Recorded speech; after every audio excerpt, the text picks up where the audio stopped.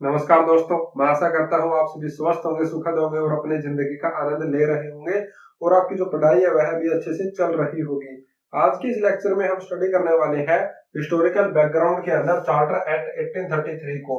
सबसे पहले हम जान लेते हैं कि जो चार्टर एक्ट 1833 है उसके अंदर जो ईस्ट इंडिया कंपनी है उसके अधिकार को हर एक 20 साल के बाद जो चार्टर है उसको रिन्यू कर दिया जा रहा था। क्या कर दिया जा रहा था? रिन्यू कर दिया जा रहा था। यानी यह जैसे हमने लास्ट जो हमारा लेक्चर था उसके अंदर स्टडी किया था चार्टर एक्ट 1813, ठीक है। तो उसके 20 साल होने के बाद इसे दोबारा से रिन्यू कर दिया गया 20 साल के लिए। तो ऐसा हर बार होता चला जा रहा था, हर एक 20 साल के बाद। चार्टर के बारे में हमने ऑलरेडी डिस्कस किया था, जो हमारा फर्स्ट लेक्चर था उसके अंदर हमने चार्टर के बारे में डिस्कस किया था कि चार्टर होता क्या है। अगर आपने वह प्रीवियस लेक्चर है वह नहीं देखे हैं तो आप देख लीजिए। अगर आप वह लेक्चर नहीं देखेंगे तो आपको चार्टर एक्ट 1833 का बिल्कुल भी एक अक्षर समझ में नहीं आएगा, ठीक है। तो आप कितना ही चाहे कोशिश कर लेना, ठीक है, क्योंकि सारा का सारा टॉपिक है उसी के ऊपर बेस्ड है। अब यहाँ पर हम बात करते हैं चार्टर एक्ट 1833 को सेंट हेलेना एक्ट भी कहा जाता है। और उसे सेंट हेलेना एक्ट क्यों कहा जाता है? सबसे पहले तो हम जानते हैं सेंट हेलेना क्या है, एक द्वीप है, ठीक है। अब यह एक द्वीप है, यह द्वीप जो है 510 गुना छोटा है, बड़ा नहीं है, छोटा है श्रीलंका से भी, ठीक है। श्रीलंका से भी 510 गुना छोटा है। और इसकी लंबाई चौड़ाई की अगर हम बात करें तो 16x8 जो इसकी लंबाई चौड़ाई है, ठीक है, किलोमीटर इसकी लंबाई चौड़ाई है। और इसकी आबादी की या फिर हम पॉपुलेशन की इसकी बात करें तो इसकी पॉपुलेशन है 4000, 4000, ठीक है, ओनली 4000 इसकी पॉपुलेशन है। तो यह एक द्वीप है, 510 गुना क्या है, छोटा है श्रीलंका से। और 16x8 किलोमीटर इसकी लंबाई चौड़ाई है और पॉपुलेशन इसकी 4000 है। अभी यह द्वीप की आगे हम बात करें तो यह साउथ अमेरिका से लेके साउथ अमेरिका और अफ्रीका अफ्रीका के बीच में यह द्वीप आता है, ठीक है। तो यह द्वीप क्यों इतना फेमस हुआ?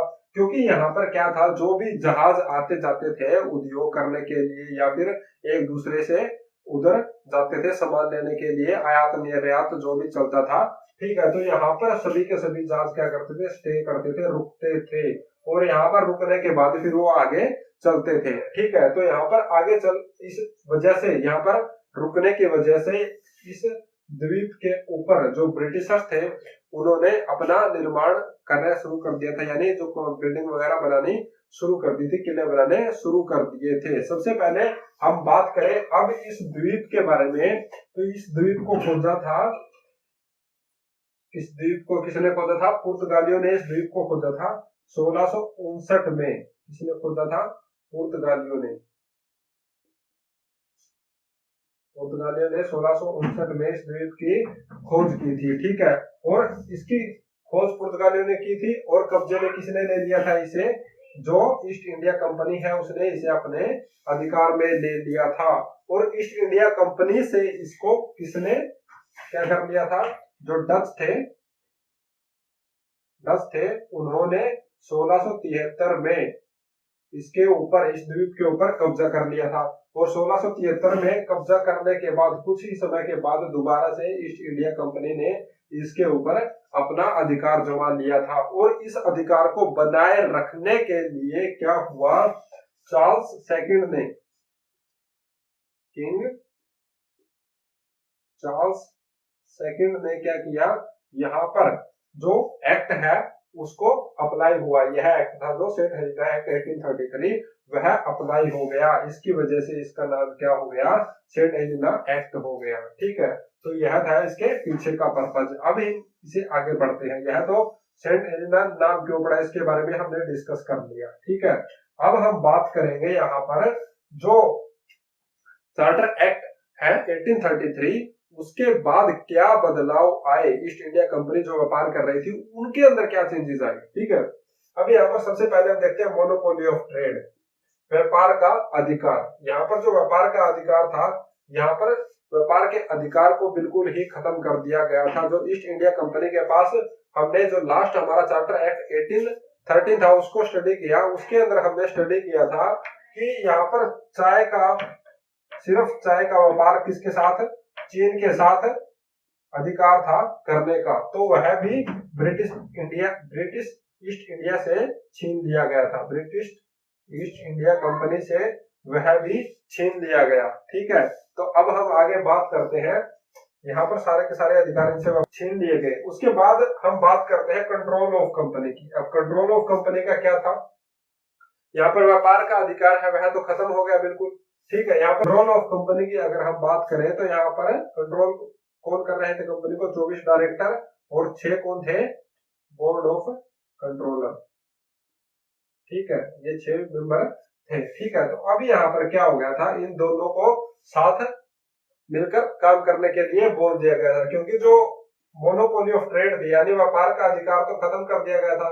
तो ये पहले क्या कर रहे थे, अलग अलग काम कर रहे थे। डायरेक्टर्स किसके लिए, कॉमर्शियल के लिए काम कर रहे थे और ये पॉलिटिकल कार्यों के लिए काम कर रहे थे। तो अब ये यहाँ पर साथ मिलकर काम कर रहे थे। ठीक है, एडमिनिस्ट्रेशन की बात करें तो एडमिनिस्ट्रेशन के अंदर भी यहाँ पर बहुत बड़ा बदलाव हमें देखने को मिलता है। क्या बदलाव यहाँ पर हमें देखने को मिलता है, क्योंकि जो गवर्नर जनरल था उसको क्या बना दिया गया, गवर्नर जनरल ऑफ इंडिया उसे बना दिया गया था। गवर्नर जनरल ऑफ इंडिया उसे बना दिया गया। और जो सबसे पहले गवर्नर जनरल ऑफ इंडिया थे वो कौन थे, विलियम बेंटिक। William Bentinck. ठीक है, तो यहाँ पर अब एडमिनिस्ट्रेशन के अंदर क्या हो गया, जो बंगाल के गवर्नर जनरल थे उनको बना दिया गया governor general of India. William Bentinck first governor general of India थे। कौन थे ये, first governor general of India. इनसे रिलेटेड क्वेश्चन आता है, आप ध्यान में रखना कि first governor general of India कौन थे at the time of east India company. East India company के समय पर, यह भी आपको याद रखना है, क्योंकि जैसे ही ब्रिटिश गवर्नमेंट अपने हाथ में लेगी तो उसके दौरान यानी उस समय पर कौन first governor general of India बना था, यानी उसको वाइसराय का नाम दे दिया गया था। जो गवर्नर जनरल का पद है उसे वाइसराय बोला जाने लगा था। और वहां पर उस समय पर कौन बना था, लॉर्ड कैनिंग। ठीक है, ये अलग अलग है, ध्यान रखना ये चीज। ठीक है, तो यहाँ पर फर्स्ट कौन बन गए थे governor general of India, William Bentinck. ठीक है, अब यहाँ पर जो पूरा का पूरा पहले का जो क्या था, जो गवर्नर ऑफ बंगाल थे, गवर्नर जनरल ऑफ बंगाल थे, उनके नीचे जो एग्जीक्यूटिव काउंसिल काम करती थी और उनके नीचे कौन थे, जो बॉम्बे और मद्रास थे, वो सारे उसके नीचे काम करते थे। और उनके अंदर क्या था, जो पहले 3 मेंबर कर दिए गए थे। हमने लास्ट जो हमारे लेक्चर थे यानी जो हमारा चार्टर एक्ट 1813 आया था उसके अंदर भी क्या था, ये 3 मेंबर थे। ब्रिटिश इंडिया एक्ट था उसके दौरान उन मेंबरों को घटाकर 3 कर दिया गया था। ये हमने वहां पर स्टडी किया था। तो वापिस से उन मेंबरों को 4 मेंबर कर दिया गया था। जो 4th मेंबर होता था वह क्या करता था, अलग काम के लिए उसे रखा गया था। ठीक है, तो वह लॉ से रिलेटेड जो भी काम होते थे उन काम को करता था। ठीक है, और यहाँ पर हम बात करें तो वह मेंबर का नाम क्या था, उसका जो फर्स्ट वह मेंबर था वह था लॉर्ड मैकुले। Lord Macaulay. ठीक है, इससे रिलेटेड भी क्वेश्चन आता है। यहाँ पर क्या बनाया गया था, सबसे पहले जो चार्टर एक्ट 1833 है उसके दौरान लॉ कमीशन बना था, जिसके फर्स्ट मेंबर भी कौन थे, लॉर्ड मैकुले ही थे। ठीक है, जो इसे हम बोलते हैं लीगल एडवाइजर। उस समय पर भी लीगल एडवाइजर की जरूरत पड़ती थी। ठीक है, तो आप यह देख सकते हो। सेंट्रल लेजिस्लेचर की हम बात करें तो सेंट्रल लेजिस्लेचर के अंदर क्या हो गया था, अब सारा का सारा जो लॉ बनाने का काम था वह किसके सर पर आ गया था, गवर्नर जनरल ऑफ इंडिया के सर पर आ गया था। गवर्नर जनरल ऑफ इंडिया के सर पर आ गया था, जो भी लॉ बनाना होता था। ठीक है, और क्यों हुआ ऐसा, क्योंकि जो बंगाल और मद्रास की प्रेसिडेंसी थी, ठीक है, या फिर जो बंगाल मद्रास और बॉम्बे की प्रेसिडेंसी थी वो लॉ बनाती थी, तो उन लॉ के बीच में आपस में मतभेद होते थे, तो उनको सबको खत्म करके अभी यह जितने भी टेरिटोरियल पोजेशन थे इंडिया के अंदर, ठीक है, उन सब के लिए लॉ कौन बनाता था, गवर्नर जनरल ऑफ इंडिया बनाता था। और इन लॉ को पास कौन करता था, ब्रिटिश गवर्नमेंट इन लॉ को पास करती थी, ताकि ब्रिटिश गवर्नमेंट को भी पता रहे कि भाई साहब ने लॉ क्या बनाया है। ठीक है, भारत के अंदर लॉ क्या बन रहा है।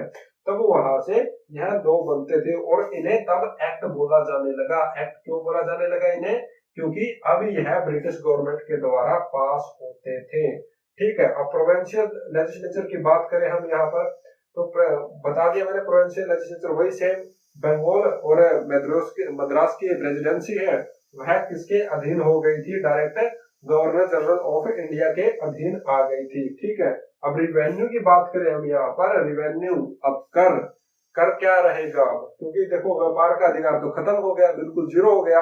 ठीक है। तो यहाँ पर जो रिवेन्यू होता था उसके अंदर कॉमर्शियल ट्रेड से तो जो, या फिर जो पोजेशन की अगर हम बात करें, टेरिटोरियल पोजेशन था वहां से, या फिर जो साल्ट कर की हम बात करें, जो नमक के ऊपर कर लगाया था, वहां से कुछ भी पैसा नहीं आता था। लेकिन जो प्रशासनिक कार्य बचता था, राजनीतिक जो काम थे,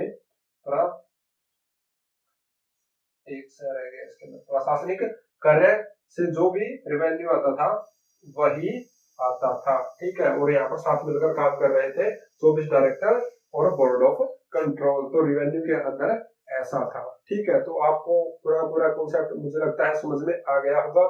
यहाँ पर आपको ये चीजें देखने की है, एडमिनिस्ट्रेशन के अंदर गवर्नर जनरल ऑफ इंडिया सबसे पहले विलियम बेंटिंग बने थे, और जो लॉ कमीशन है वह बनाया गया था, और वहां पर जो लॉ कमीशन के सबसे पहले मेंबर बने थे लॉर्ड मैक्यूले बने थे। अगर कोई लॉ बनाया जाता था तो उसके अंदर यह अपना हिस्सा ले सकते थे, और ये as a legal adviser work कर रहे थे। और जो यहाँ पर सेंट्रल लेजिस्लेशन की हम बात करें तो गवर्नर जनरल ऑफ इंडिया है वह लॉ बनाते थे, और यहाँ पर जो लॉर्ड मैक्यूले है वह उसके अंदर हिस्सेदारी लेते थे, और वहां पर अपने पार्ट है उसको परफॉर्म कर सकते थे कि ये चीज सही है, यह आप कर लीजिए, यह आपको नहीं करनी है। तो यहाँ पर यह एक मेंबर बढ़ा दिया गया था। जो एग्जीक्यूटिव काउंसिल थी उसके अंदर 4-4 मेंबर कर दिए गए थे 3 से।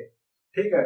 जो मैंने आपको पहले भी बताया था, जो लास्ट लेक्चर थे हमारे उसके अंदर हमने स्टडी किया था, जो मद्रास और बॉम्बे की या फिर बंगाल की प्रेसिडेंसी के अंदर एग्जीक्यूटिव काउंसिल थी उसके अंदर 3-3 मेंबर कर दिए गए थे, उनको दोबारा से फिर 4-4 कर दिया गया था।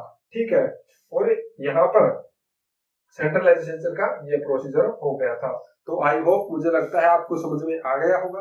अगर फिर भी आपको कोई कंफ्यूजन है या फिर आपको समझ में नहीं आ रहा है तो वीडियो को कमेंट सेक्शन में जाकर आप कमेंट कर सकते हैं और पूछ सकते हैं अपना क्वेश्चन, हम आपका आंसर जरूर देंगे। तो मिलते हैं नेक्स्ट वीडियो के साथ, तब तक के लिए take care, bye, thank you.